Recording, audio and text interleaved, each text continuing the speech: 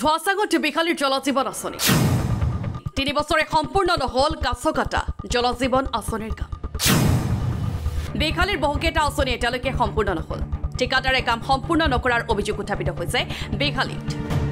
বিশ্বনাথ চাৰিআলি সংমণ্ডলৰ অধীনৰ বিখালী কাছকাটা জলজীৱন আঁচনিৰ লগতে বিখালীৰ বহুকেইটা আঁচনিৰ এতিয়ালৈকে কাম সম্পূৰ্ণ কৰিব পৰা নাই ঠিকাদাৰে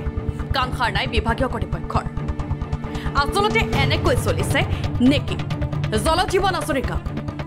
সচেতন লোকৰ মতে ঠিকাদাৰৰ সৈতে বিভাগীয় কৰ্তৃপক্ষৰ আছে নেকি মিতিৰালি যাৰ বাবে আজিও এনে ঠিকাদাৰৰ বিৰুদ্ধে কোনো ব্যৱস্থা গ্ৰহণ কৰা নাই বিভাগীয় কৰ্তৃপক্ষই ফলস্বৰূপে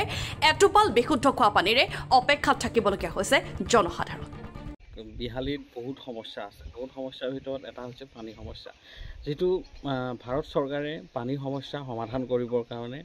বিহালীৰ বিভিন্ন প্ৰান্তত জেজেএমৰ কামবোৰ কৰিছিল আৰু এতিয়া আমি ইয়াত দেখা পাইছো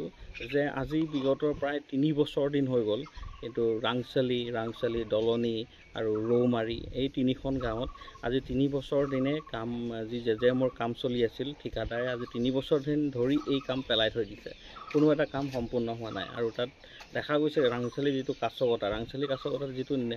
নিৰ্মাণ হৈ আছে জেজেএমৰ কাম আজি 3 বছৰে সম্পূৰ্ণ নহল এটো ঠিকাদাৰ হেমাহি বুলি ক'লে আৰু এই গৰাকী ঠিকাদাৰ আমি শুনিছো কাজিৰঙা চাহ ফেক্টৰী মালিক তেখেতে চাহ ফেক্টৰীতে মাথা মাৰিব নে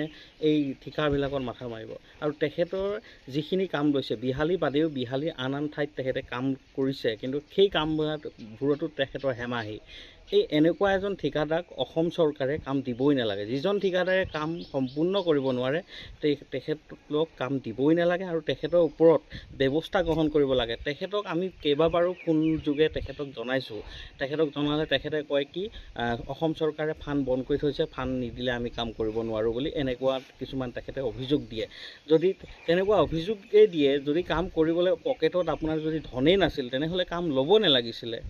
এই ক্ষেত্ৰত মই সচেতন মহলক অনুৰোধ জনাইছো আৰু কেইবাবাৰো আমি জেজেএমৰ যিসমূহ অফিচ আছে অফিচত আমি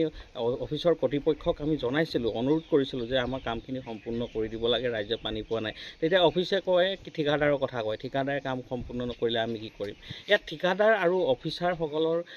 ময়মতলিৰ বাবে এই কামসমূহ এনেদৰে পৰি আছে আৰু গোপন বুজাবুজি আছে বুলি আমি ভাবো আৰু এই মুহূৰ্তত অসম চৰকাৰৰ মাননীয় মুখ্যমন্ত্ৰীক এটাই অনুৰোধ কৰিম এটাই আহ্বান জনাম যেহেতু ২৬ত নিৰ্বাচন আহি আছে যদি নিৰ্বাচনৰ আগত এই গাঁওবোৰত যদি পানীৰ যোগান যদি সুচাৰুৰূপে ৰাইজে নাপায় কিন্তু তেনেহলে অলপ কিছু বিফলে পৰিচালিত হ'ব বুলি আমাৰ আশা কৰিছো এই বিজেপি চৰকাৰখনে সেই কাৰণে মাননীয় মুখ্যমন্ত্ৰীক অনুৰোধ জনাইছো অতি শীঘ্ৰে এই কামসমূহৰ ওপৰত তদাৰক কৰি এই ঠিকাদাৰসমূহক বঞ্চিত কৰি নতুন ঠিকাদাৰক কামসমূহ সম্পূৰ্ণ কৰিব লাগে ব্যুৰ ৰিপৰ্ট এণ্ড 24 আছাম